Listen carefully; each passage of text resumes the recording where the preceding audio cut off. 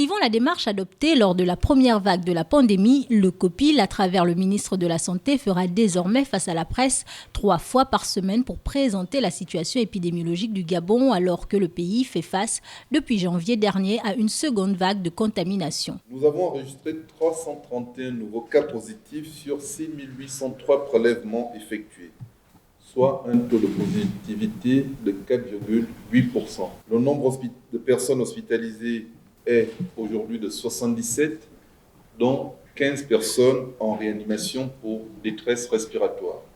Nous avons enregistré un cas de décès ce week-end.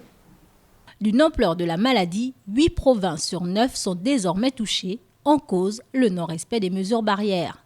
Selon les enquêtes épidémiologiques, cette recrudescence de nouveaux cas dans les provinces où la pandémie était considérée comme éteinte est liée au déplacement des populations des zones à risque élevé vers les zones à risque faible.